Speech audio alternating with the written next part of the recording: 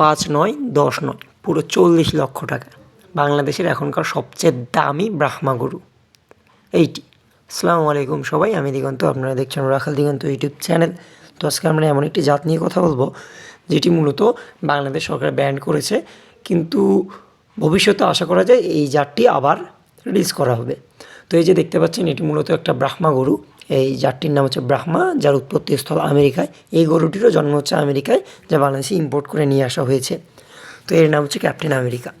তো এই গরুগুলো স্বভাবসুলভভাবেই একটু স্থির প্রকৃতির, তবে এখানে সে চঞ্চলতা দেখাচ্ছে, কারণ এর আগে সে এত লোকের সমাগম কখনো দেখেনি, ওই জন্যই সে চঞ্চলতা দেখাচ্ছে। তো এই গরুগুলো মূলত এখন বাংলাদেশে অ্যাভেলেবেল না। এই অ্যাভেলেবেল না হওয়ার কারণেই মূলত এত দাম। যদি ভবিষ্যতে এটা অ্যাভেলেবেল হয়ে যায়, তো এই যে এখন আমরা যে দামে ফ্রিজিয়ান ষাঁড়গুলো কিনতে পাচ্ছি, তো আশা করা যায় ওই দামেই আমরা এই ব্রাহ্মা ষাঁড়গুলো কিনতে পারবো। তো এক্ষেত্রে একটু টাইম লাগবে, কারণ বাংলাদেশে এখন এটা ব্যান্ড। এটা শুধু ব্রাহ্মা ষাঁড় দিয়ে ব্রাহ্মা ফিমেলকেই ইনসিমেন্ট করানো হয় বা ব্রিডিং করানোর জন্য এই গরুটি আনা হয়েছে। তো যদি ভবিষ্যতে বাংলাদেশ সরকার এটাকে আবার আনার অনুমতি দিয়ে দেয়, সেক্ষেত্রে এটা অ্যাভেলেবেল হয়ে যাবে এবং তার দাম কমে আসবে। এই যে এই ষাঁড়গুলো দেখতে পাচ্ছেন এখন ভিডিওতে, তো এগুলো মূলত ওই আগে যখন লিগেল ছিল তখন সিমেনের মাধ্যমে এই বাচ্চাগুলোর জন্ম হয়েছে। এই বাচ্চাগুলোর গ্রোথ কিন্তু মাশাআল্লাহ অনেক ভালো।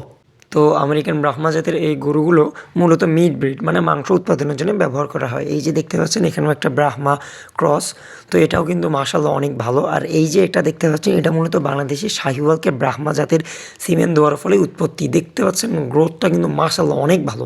এটা কিন্তু এখনও বাচ্চা, এটা কিন্তু অ্যাডাল্ট না। ও গায়ের গঠন এবং চামড়া কী পরিমাণ লুজ আপনারা দেখলেই বুঝতে পাচ্ছেন। তো এই যে দেখতে পাচ্ছেন এখানে হচ্ছে ব্রাহ্মা ষাঁড়। অনেকেই মনে করতে পারেন ব্রাহ্মা গরুর শিং হয় না, এগুলো কি ক্রস? না, এগুলো ক্রস না। ব্রাহ্মা গরুরও কিন্তু শিং হয়, তবে সেই গরুটি ছোটো থাকতেই ডিহর্নিংয়ের মাধ্যমে ওর শিং গোড়া থেকে তুলে নেওয়া হয়, সেক্ষেত্রে আর শিং হয়নি। এই গরুগুলো ডিহর্নিং করা হয়নি, ওই জন্য শিং রয়ে গেছে। তো এখন কথা বলি কেন বাংলাদেশে এই গরুর জাতটিকে ব্যান্ড করা হয়েছে। তো অনেকে কী করতো যে এই ব্রাহ্মা সিমেন্টগুলো শাহিওয়াল গরুকে, ফ্রিজিয়ান গরুকে দিত, যার ফলে এই গরুগুলোর দুধ উৎপাদন ক্ষমতা কমে আসতো। তো এটা কিন্তু ঠিক না, কারণ দুধও কিন্তু আমাদের জন্য অত্যন্ত গুরুত্বপূর্ণ। তো শুধু মাংসের দিকে খেয়াল করতে গিয়ে যদি দুধের উৎপাদনশীলতা আমাদের কমে আসে, তো সেটা কিন্তু উচিত না। এই জন্যই মূলত ব্যান্ড করা হয়েছে। যদি আমরা আবার এই সরকারকে প্রতিশ্রুতি দিতে পারি যে আমরা এই রকম কাজ আর করবো না, তবে আশা করা যে সরকার এই জাতটিকে আবার বাংলাদেশে লিগ্যাল করে দিবে বা বাংলাদেশে এটাকে ব্যান্ড আর করবে না।